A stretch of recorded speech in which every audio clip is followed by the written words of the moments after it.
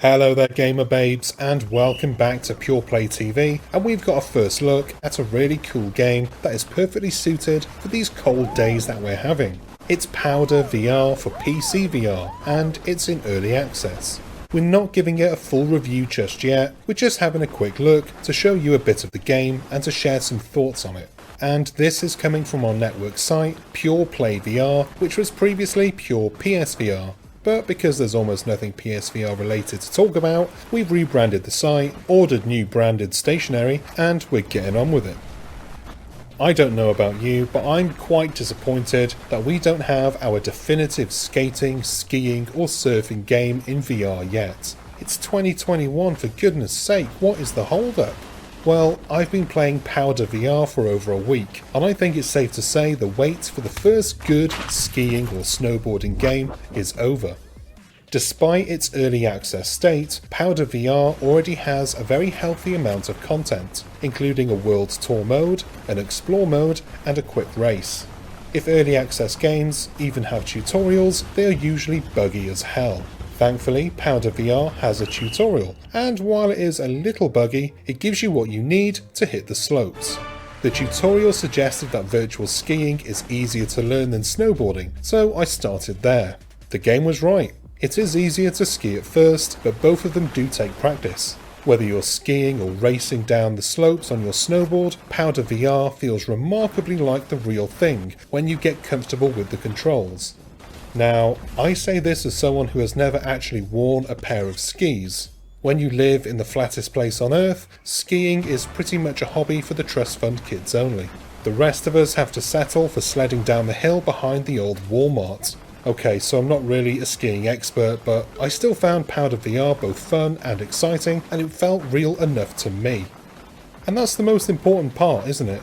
If Powder VR wasn't fun, if the skiing and the snowboarding didn't feel awesome, why would I bother telling you about all the different modes, courses, and unlockables that are currently available, plus all of the content that's on the way? I wouldn't. But it is fun, and it does feel awesome. So, here goes. Winning medals will unlock new courses, and you do this in a number of different ways. You can win races against AI opponents, reach milestones in basic time trials, and score mad points in freestyle runs. It's the freestyle courses that have offered me some of the most fun and most frustrating moments in the game. Catching big air and physically reaching down to perform a board grab is really cool, and it's one of those moments in VR that bring us VR heads coming back for more. The default setting has the game go into slow motion during a jump when you kneel down. This is helpful because, while performing a board grab is cool, it's not quite as seamless as it should be. The board will glow blue when you're close enough to grab it, but it still takes several grabs in my experience. I will get better at grabbing it cleanly, I suppose, but I think this mechanic should be a little more forgiving. I do suspect that this will get ironed out soon. Plus, I'm sure I'll get better at performing it too. I look forward to being able to turn off the slow-mo to really crank up the realism. Speaking of realism, you can perform spins and flips, or combine all three to really rack up the points. In the default settings, the spins only affect the board under your feet, leaving the camera in a fixed position. If you're hardcore, you can turn that off in the settings and spin your arse off. Fun fact, I was playing wirelessly using a Quest 2 and virtual desktop, and I managed to perform a spin by manually spinning in my play space. And it actually scored the trick too, it worked! The bad news? That was the only decent spin I managed to pull off so far. Either the controls are too confusing, or I'm too stupid to figure them out.